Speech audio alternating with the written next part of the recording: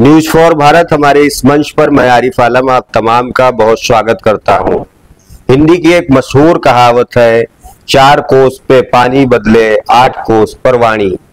भारत की विविधता ही एकता है, ऐसा एक मिसाल भी दिया जाता है, लेकिन केंद्र की मोदी सरकार और कुछ राज्य इस विविधता की एकता की जो ताकत है उसको तोड़ने की कोशिश कर रही है। ऐसा इसलिए कहना पड़ रहा है कि उत्तराखंड के बाद अब गुजरात में भी यूसीसी लागू करने की तैयारी की जा रही है।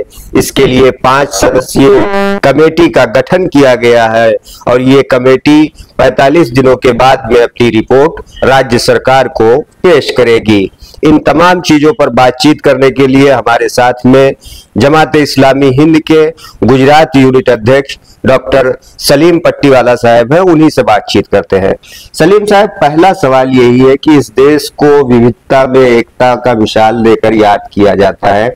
इस देश में जब इतनी विविधता है तो समानता कैसे आ सकती है और यूसीसी की जरूरत क्यों है? बिस्मिल्लाहिर्रहमानिर्रहीम। आपने बड़ी अच्छी बात कही कि भारत देश की जो मुख्य लाक्षणिकता है वो विविधता में एकता है।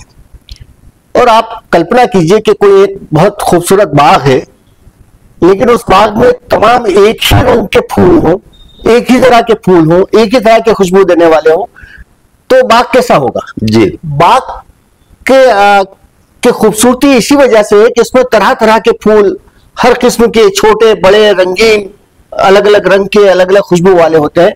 और यही भारत की विशेषता है कि भारत में इसी तरह के हैं, अलग अलग धर्म है, अलग अलग संप्रदाय है, और सबकी अपनी अलग अलग खुशबू है, अलग अलग रंग है। लेकिन अगर इसको किसी तरह से मिला जुला कर एक ही कर दिया जाए और तमाम रंगों को, तमाम खुशबुओं को खत्म कर दिया जाए, तो जाहिर है कि कोई सुंदरता बाकी नहीं रहेगी। और यही जो है वो आज की फाशिस्ट सरकार कर रही है। अब इसमें होना ये चाहिए कि तमाम धर्मों का, तमाम संप्रदायों का आदर होना चाहिए, सम्मान होना चाहिए, उन्हें खिलने का पूरा मौका मिलना चाहिए, उनकी सारी खुशबू जो है वो लोगों तक पहुंचने का मौका मिलना चाहिए। इसके बजाय यह है कि तमाम चीजों को खत्म करके एक चीज कर दी जाए, ये जाहिर है कि संविधान के आत्मा के खिलाफ भी है और समाज की समरसता और समरूपता के खिलाफ भी है। ये तमाम चीजें हैं। और ये अगर आप देखें उत्तराखंड में जो हुआ और अब गुजरात में जो होने जा रहा है, इसके पीछे अगर हम थोड़ा सा देखें तो सिर्फ एक चीज नजर आती है, और यह है कि इनकी नीयतों में खराबी है। पॉलिटिशियंस की दानत, उनकी नीयत खराब है और वो सिर्फ ये चाहते हैं कि किसी न किसी तरह से मुसलमानों को टारगेट किया जाए, मुसलमानों को परेशान किया जाए, जिससे उनका हिंदू वोट बैंक बढ़े। यही एक वो है। उनके अलावा उन्हें न देश की तरक्की की कोई चिंता है, न विकास की है, न कोई और चीज उनके उसमें है। उनका सिर्फ यह है कि किसी तरह से मुसलमानों को परेशान करके बाकी भूली हिंदू जनता को खुश करने की कोशिश की जाए। अच्छा सलीम साहब, एक सवाल यहाँ पर ये उठता है कि जब आप तमाम लोगों के लिए एक कानून बना रहे हैं, सबसे ज्यादा उसका विरोध जो कर रहा है वो मुस्लिम समुदाय का लोग है। आदिवासी तो कहीं थे ही नहीं, लेकिन आदिवासियों का कल्चर अलग है, उनके यहाँ की परंपराएं अलग है, इसलिए उनको उससे अलग रखा गया है। लेकिन जो सबसे ज्यादा विरोध करने वाले लोग थे उनको शामिल कर लिया गया है। तो इस मंशा पर भी सवाल तो उठना चाहिए। बस यही तो है, इसी से हमें पता चलता है कि इनकी नीयतों में क्या खोट है। उत्तराखंड में यही किया उन्होंने, आदिवासियों को अलग रखा। गुजरात में भी उन्होंने संकेत यही दिया है कि आदिवासियों को इसमें शामिल नहीं किया जाएगा। जब आदिवासी जो इतना बड़ा तबका है हमारे राज्य का, वो अगर रह जाएगा तो फिर समान यूनिफॉर्म कोड का मतलब ही क्या रहा? क्योंकि समान तो रहा ही नहीं, वो एक कम्युनिटी के लिए अलग है। और इससे पता चलता है कि ये सिर्फ मुसलमानों को टारगेट किया जा रहा है, वरना आदिवासियों को अलग रखने का अगर वाकई इनके दिमाग में होता कि पूरा देश का एक कानून, एक वो होना चाहिए, तो फिर सबको उसमें शामिल किया जाना चाहिएगा। और मुसलमानों का मामला तो ये है कि जो शरीयत एप्लीकेशन एक्ट है 1937 का, वो पूरी आजादी देता है कि मुसलमानों को अपना अंदर की चीजें, अपने अंदर की वो अपने कानून मुस्लिम पर्सनल लॉ के हिसाब से चलाने की पूरी आजादी है। शरीयत एप्लीकेशन एक्ट 1937 हमें ये वो देता है, जिम्मेदारी देता है और बांयदरी देता है। अब इसके खिलाफ भी जा रहे हैं और दस्तूर हमें हमारा हिंदुस्तान का ये कहता है कि हम में से हर एक धर्म को, संप्रदाय को आजादी है कि वो अपने कानूनों पर, अपने उस पर अमल करे। इसमें मुझे ये कहाँ लगता है कि इससे देश को कोई खतरा या देश को कोई वो है। अगर अलग अलग कानून होते, जाहिर है कि अलग अलग जबानें हैं, अलग अलग जबानों की वजह से कोई देश पर खतरा हो रहा है? क्या एक ही जबान कर दी जाए सबकी? या अलग अलग ड्रेस है, साउथ के लोग अलग पहनते हैं, नॉर्थ के लोग अलग पहनते हैं, गुजरात के लोग अलग पहनते हैं, क्या ड्रेस भी एक कर दी जाएगी?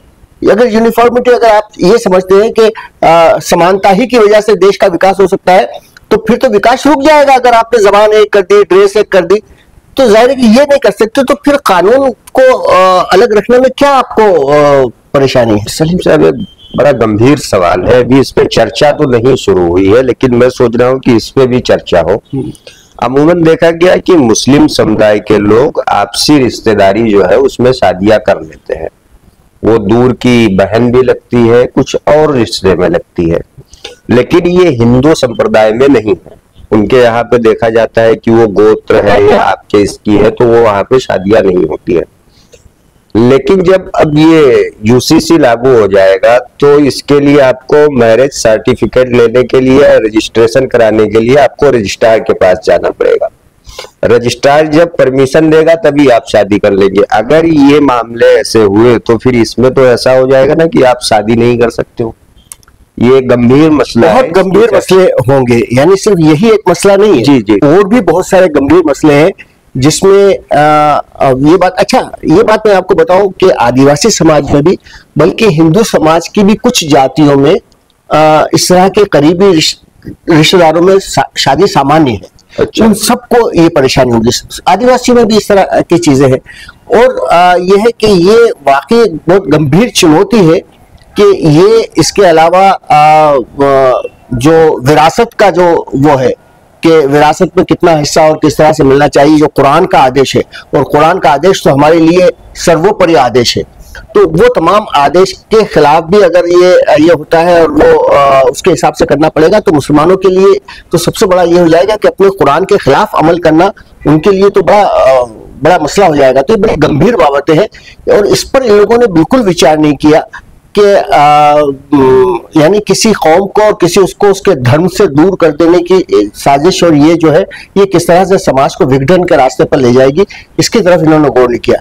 बहुत सारी इस तरह के गंभीर चीजें जो है इस यूसीसी की वजह से आ सकती है। अच्छा, एक सवाल आखिरी ये है कि जो कमेटी बनाई गई है जिसमें 5 लोग हैं, लेकिन इस कमेटी में एक भी मुस्लिम नहीं है, जबकि मुस्लिम समुदाय के बहुत सारे लोग हैं जो पढ़े लिखे हैं, डॉक्टर हैं, इंजीनियर हैं, पॉलिटिशियन हैं। आपको लगता है कि ऐसे एक आदमी को तो शामिल करना चाहिए कि मुस्लिमों की जो बात है वो सरकार तक पहुंच सके? कमेटी में नहीं शामिल किया गया, उसको आप कैसे देखते हैं? बिल्कुल, ये बात भी बिल्कुल सही है। मैं इस बात की तरफ इशारा करना चाह रहा था कि ये बिल्कुल एक तरफा वो किया है, और जो कमेटी जो बनाई गई, उस कमेटी के स्ट्रक्चर को देखें तो ये महसूस होता है कि वो सारे मानसिक तरीके से बिल्कुल इसी उसके फेवर में है कि किस तरह से जो है वो किसी एक कम्युनिटी को एक उसको परेशान किया जाए। इस तरह की चीजें वो तमाम है, और ये बिल्कुल सही है कि इसमें डेफिनेटली एक मुसलमान को, बल्कि मुसलमान वो जो पर्सनल लॉ का एक्सपर्ट हो, जिसको मुस्लिम पर्सनल लॉ का ज्ञान हो, ऐसे शख्स को शामिल किया जाना चाहिए था, ताकि वो ड्राफ्टिंग बनाने में वो अपने कुछ इनपुट दे सकता कि क्या चीजें किस हद तक क्या गुंजाइश हो सकती है।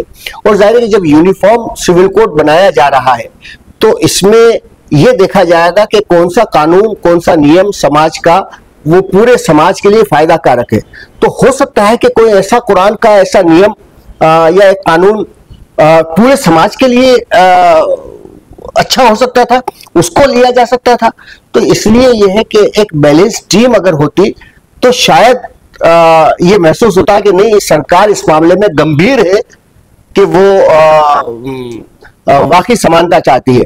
वरना अभी तो लगता है कि सरकार बिल्कुल गंभीर नहीं है, और सरकार की नीयत बिल्कुल ये नहीं है कि किसी तरह से समाज को समानता लाकर उसको विकास के रास्ते पर डाला जाए। तो ये थे सलीम साहब, जिनका साफ तौर से कहना था कि गुजरात सरकार जिस तरीके से यूसीसी लागू करने की तैयारी कर रही है, कहीं ना कहीं ये राजनीतिक नजरिए से लाया जा रहा है और मुस्लिम समुदाय के लोगों को टारगेट करने की कोशिश की जा रही है।